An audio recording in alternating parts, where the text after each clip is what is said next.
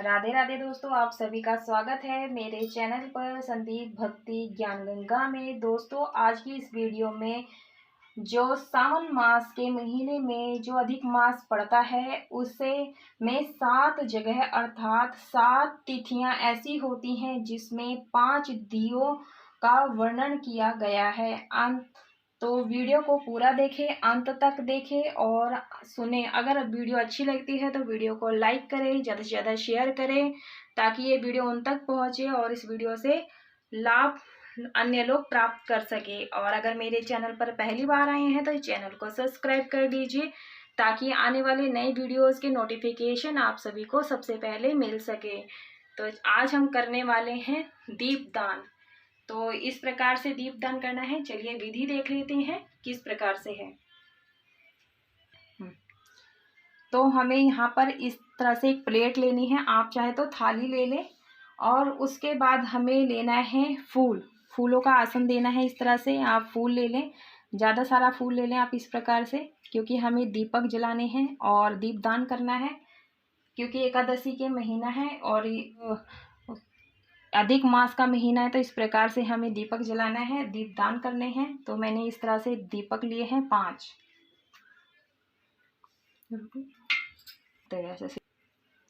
पहली पंचमी तिथि अधिक मास में सावन के महीने में अगर पड़े तो पंचमी तिथि शुरू की पंचमी अगर आप भूल गए हो तो आप अगली पंचमी पर आप अधिक मास में इस तरह से दीपक जला सकते हैं। तो मैंने यहाँ गाय के घी के में दीपक बाती थी, खड़ी बाती इस तरह से मैंने लगा ली है और इस प्रकार से मैंने डिप करके पहले से ही रख लिया है ताकि जब हम जलाएं तो अच्छे से जल जाएं, प्रज्वलित हो जाए। और हम करेंगे यहाँ पर दीपक का पूजन, क्योंकि हम दीपदान करने वाले हैं। इस प्रकार से जो अधिक मास में सावन के महीने में पड़ती है उस समय इसका महत्व और ज़्यादा ही बढ़ जाता है।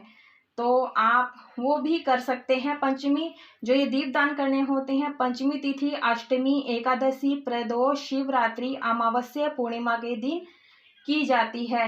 या फिर जो ये 7 तिथियां हैं, ये सावन मास में अधिक मास जो संयोग होता है उसमें ये 7 तिथियां बहुत ही खास हो जाती हैं, बहुत ही विशेष हो जाती हैं। तो इस प्रकार से मैं यहाँ सबसे पहले दीपक प्रज्वलित कर लूँगी, फिर उसके बाद जल से शुद्धिकरण कर लेंगे। पहले दीपक अग्नि को जो प्रज्वलित करना है इस प्रकार से प्रज्वलित कर लेते हैं।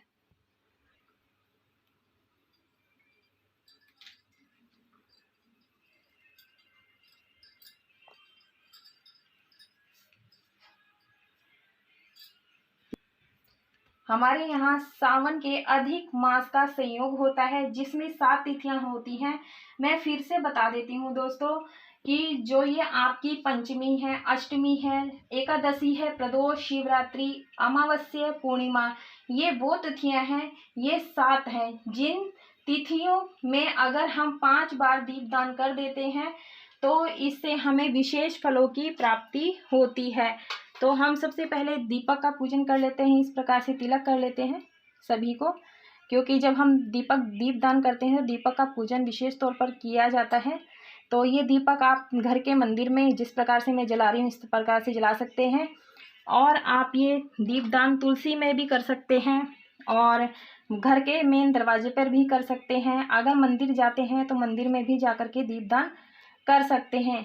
अगर बरसात का मौसम है, कहीं आ जा नहीं रहे हैं, तो इसी प्रकार से आप घर में ही 5 दीपदान घर में ही कर सकते हैं।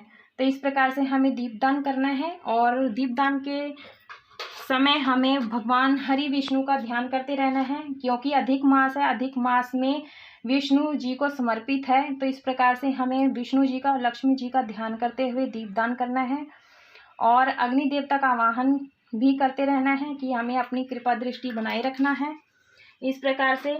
और जो हमें अक्षत अर्पित करना है, एकादशी पर अगर हम दीपदान कर रहे हैं तो तिली इस प्रकार से डाल देंगे, क्योंकि तिल चटकने से हमारे भाग्य में बढ़ोतरी होती है। इस प्रकार से जितने तिल चटकेंगे उतनी हमारी मनोकामनाएं भी पूरी होती हैं। तो इस प्रकार से आप कभी भी दीपदान करें, आप कर सकते हैं। और अगर आप एकादशी के अलावा जैसे कि आप पूर्णिमा पे, अमावस पे कर रहे हैं, तो इस तरह से आप अक्षत से भी दीपदान कर सकते हैं, डाल करके अक्षत अर्पित कर सकते हैं। तो इस प्रकार से हमें ये दीपक प्रज्वलित करना है और उसके बाद कुछ फूल अर्पित कर देंगे इस तरीके से। तो इस तरह से हम फूल अर्पित कर देंगे सभी में थोड़ा थोड़ा सा, क्योंकि हमने पूजन दीपक का कर लिया है। और उसके बाद हमें करनी है आचमनी। तो इस प्रकार से जल लेना है हाथ में और थोड़ा सा इस प्रकार से हाथ में छिड़क लेना है, थोड़ा सा 3 बार मिनसना होता है। और मिनसने के बाद हमारी जो ये दीपक है वो ये भगवान स्वीकार कर लेते हैं और हाथ जोड़ लेते हैं। और अब इस दीपक का करना क्या है, आप ये तुलसी की क्यारी में रख सकते हैं, घर के मेन गेट पे रख सकते हैं, या फिर आप घर में ही मंदिर में इस प्रकार से जला लें।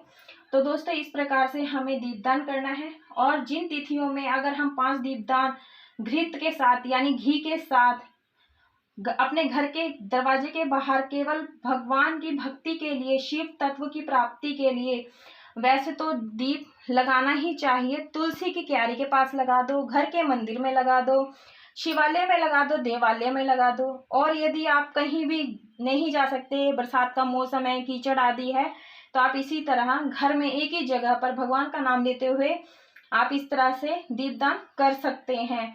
और घर में ही भगवान का स्मरण करके उन दीपों को, जो ये दीपक हैं, ये भगवान के सामने ही प्रज्वलित करके 5 दिए इन तिथियों में, पंचमी, अष्टमी, एकादशी, प्रदोष, शिवरात्रि, अमावस्या, पूर्णिमा, सावन में अधिक मास पड़ता है, उसमें ये 7 तिथियां जो 5 दीपदान भगवान के सामने प्रज्वलित करके हमें दीपदान करना है। तो ये विधि है, बिल्कुल सरल विधि है। आप घर में इस प्रकार से मंदिर में ही दीपदान कर सकते हैं, क्योंकि घर में ही सारे देवी देवताएं विराजमान होते हैं।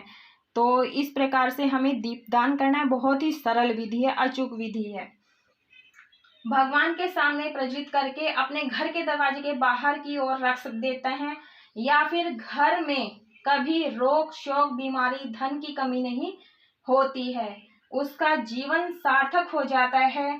पर सावन के महीने में अधिक मास के जो संयोग पर ये होता है, बाकी समय में अधिक मास किसी भी महीने में आ गया, जैसे आषाढ़ का महीना आ गया, या कोई कार्तिक में महीने में आ गया, या कोई अन्य जगह में जो अन्य माह है उसमें आ गया, तो उसका परिणाम नहीं मिलता जितना सावन के महीने में अधिक मास के पड़ने से होता है।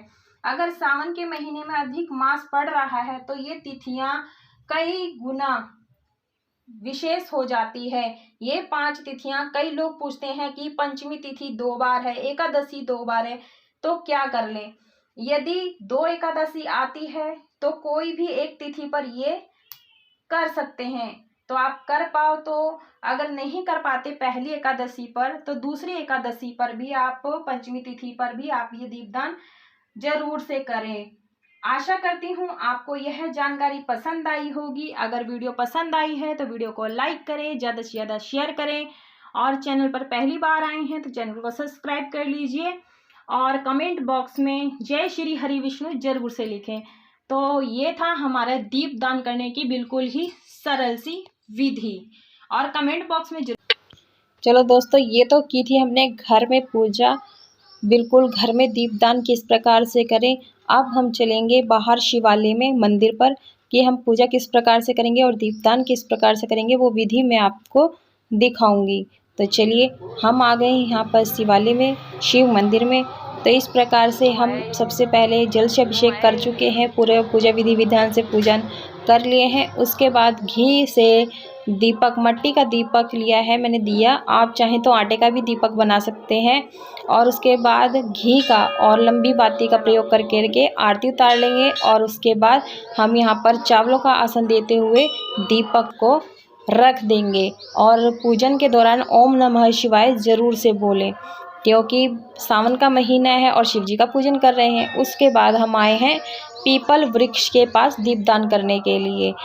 तो इस प्रकार से हम दीपदान करने के लिए आए हैं। तो दीपक उसी प्रकार से ही तैयार किया है, लंबी बाती का, क्योंकि जब हम दीपदान करते हैं तो लंबी बाती का ही प्रयोग करते हैं। तो इस प्रकार से ओम नमो भगवते वासुदेवाय नमः, क्योंकि इसमें सभी देवी देवताएं पीपल के वृक्ष में मौजूद होते हैं, तो उनका ध्यान करते हुए इस प्रकार से आरती उतार लेंगे।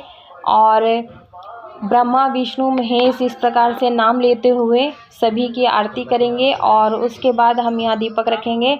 आसन देते हुए ज़रूर से रखें। दीपक जो भी रखें तो माता का ध्यान करते हुए, ब्रह्मा विष्णु महेश का ध्यान करते हुए पूरब दिशा की ओर मुख करके सभी दीपक को रख देंगे। तो इस बात का ध्यान रखें, दक्षिण मुखी दीपक नहीं रखना है।